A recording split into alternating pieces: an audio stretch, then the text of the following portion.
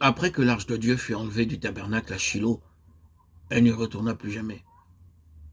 Ce départ fut définitif. Il y a quelque chose de tragique dans l'histoire de Shiloh. Le tabernacle de Dieu y était toujours, mais c'était un tabernacle sans arche. La gloire était partie du tabernacle. Le tabernacle avait pu être sanctifié par la présence de Dieu pendant des années, mais cela ne constituait pas pour autant le tabernacle du témoignage. Le témoignage ne réside pas dans le tabernacle, mais dans l'arche. Aujourd'hui, le tabernacle de Shiloh, privé de la présence de l'arche, a sa contrepartie dans l'église d'ici-bas. Ce n'est plus l'église selon la pensée de Dieu, ce n'est plus l'église céleste, mais un système basé sur une foi religieuse. L'église en tant que système organisé a perdu son témoignage. Elle est sans arche. Il subsiste toujours une organisation impressionnante, mais Dieu ne la reconnaît plus comme l'église, car l'arche ne s'y trouve plus.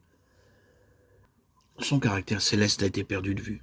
Cela ne veut pas dire que Dieu a délaissé l'église organisée et que des bénédictions ne s'y manifestent plus. Si tout s'était arrêté de fonctionner, alors le peuple de Dieu serait parti. Non, mais la réalité est la suivante. Des âmes sont toujours sauvées dans ces Shiloh, car l'autel y est toujours, mais l'arche du témoignage, qui typifie la pleine pensée de Dieu concernant son Fils, n'y est plus. Il y a quelque chose de plus élevé que l'autel, de plus élevé que la cuve d'airain, et de plus élevé que le chandelier. Ce qui est supérieur à tout cela, c'est l'arche. Ces choses nous parlent de l'œuvre de Christ, mais l'arche nous parle de Christ lui-même.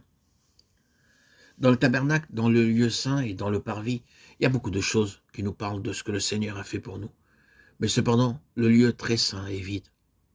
Où est allée l'arche après avoir quitté le pays des Philistins? Elle allait dans de simples habitations.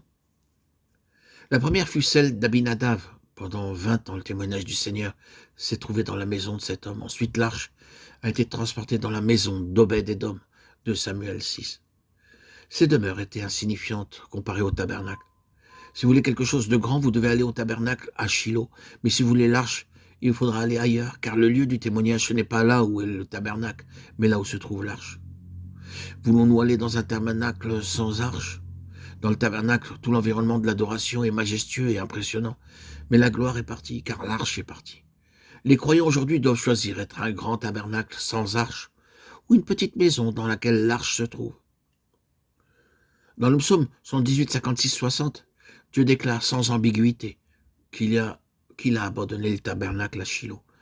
Le tabernacle sans l'arche n'était d'aucune utilité, et l'Église en tant que système n'est également d'aucune utilité sans son témoignage.